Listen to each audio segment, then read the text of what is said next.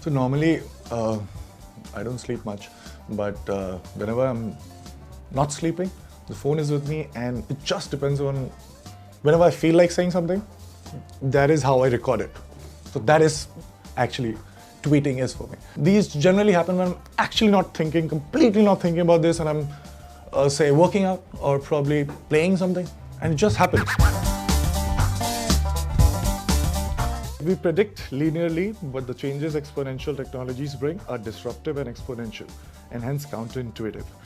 Skills acquired in schools would be completely redundant 2 decades later if emphasis is not on developing emotional intelligence scope and curiosity to possibly still be relevant with accelerated change. Yes, it has a graph of, on the y-axis is human progress and on the x-axis is time, and you can see 2 graphs. All I'm saying is that the way we think, and now we know because we have done a lot of research on how we think in the last 10 years.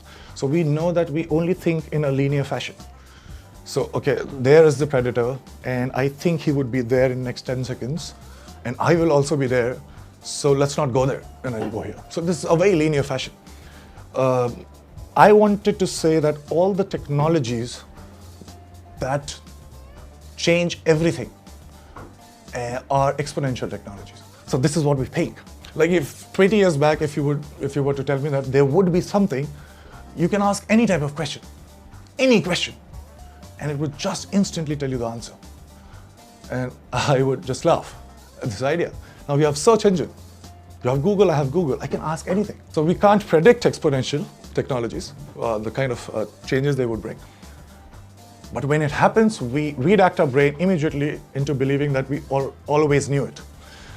So that's what we do. So that is what I wanted to punctuate, that we make predictions in a linear manner, but changes happen because of exponential. So you would always keep on thinking that what is happening and creating an illusion that you are in control, but you would not be. I just have 2 more. Yay!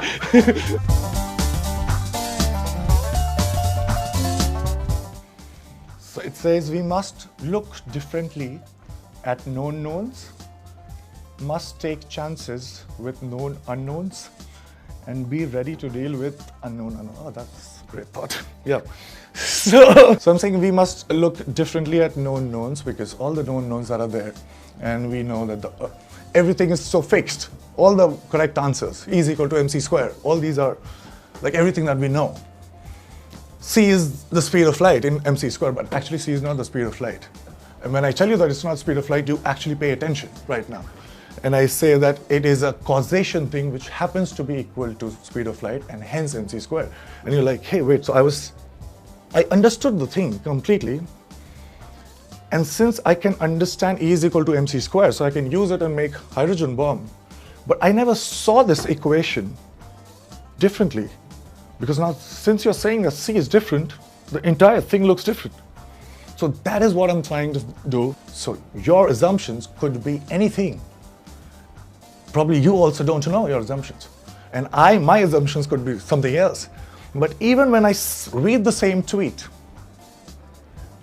because our assumptions probably are different, the contexts are different, the same information would mean something else.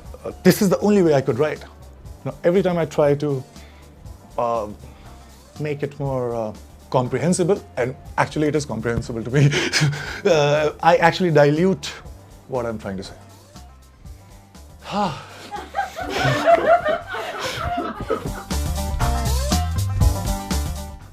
So this one says, can I see a thing for which I don't have a word for? One uses the language to form new questions, she would bend the reality.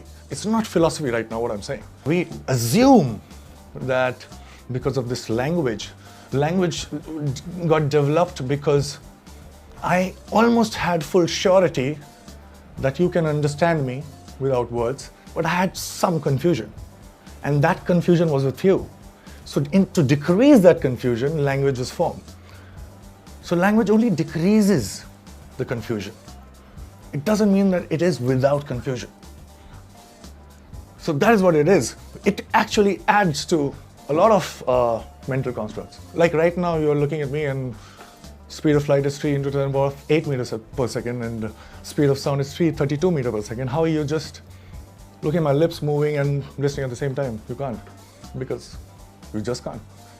Because speed of light is more than speed of sound. My lips should be moving first, and then after a lag, you should hear it. So your brain is calculating making adjustments right now without you knowing.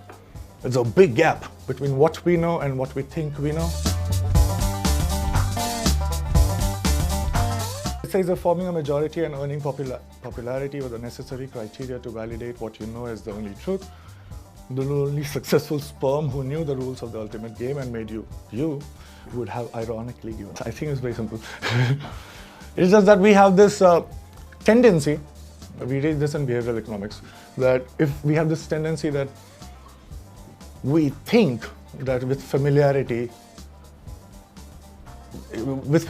it sounds closer to truth.